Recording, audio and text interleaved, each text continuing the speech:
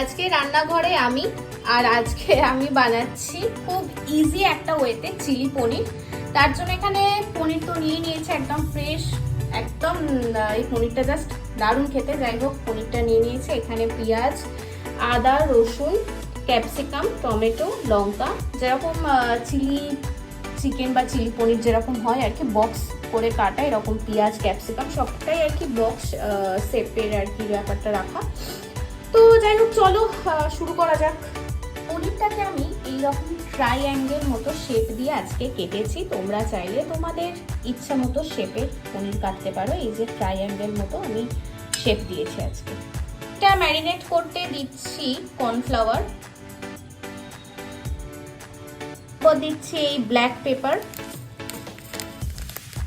আর দিচ্ছি সামান্য নুন দিয়ে এটাকে না ম্যারিনেট করে একটু রেখে দেবো।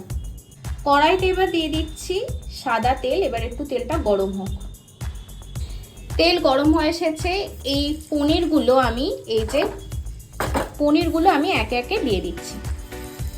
পনিরটা ভাজা হয়ে গেছে। এবার পনিরগুলোকে আমি জাস্ট তুলে নিচ্ছি।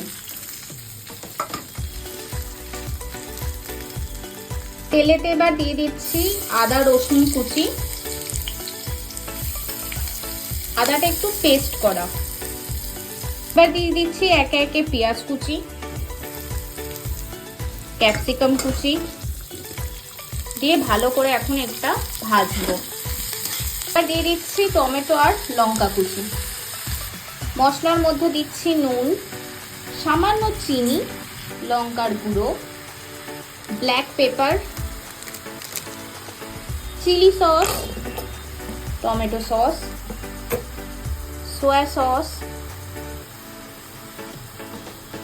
ভিনিগার দিয়ে এখন ভালো করে এটা মিক্স করব, দিয়ে একটুখানি কষাবো জাস্ট। এবার ভেজে রাখা পনিরগুলো এর মধ্যে দিয়ে দিলাম। অ্যারারুটগুলো জল দিয়ে দিচ্ছি। এটা হচ্ছে ফাইনাল লুক।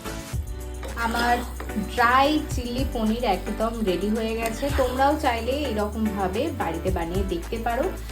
আশা করছি তোমাদেরও ভালো লাগবে। একদম চিলি চিকেনের স্টাইলে পনিরটাকে রান্না করলাম, ড্রাই চিলি পনির। চলো, কেমন হয়েছে নিজেরা বাড়িতে বানিও আর আমাকে জানিও রেসিপিটা কেমন লাগলো। খুব ইজি পদ্ধতি। যাই হোক, চলো, টাটা, বাই বাই।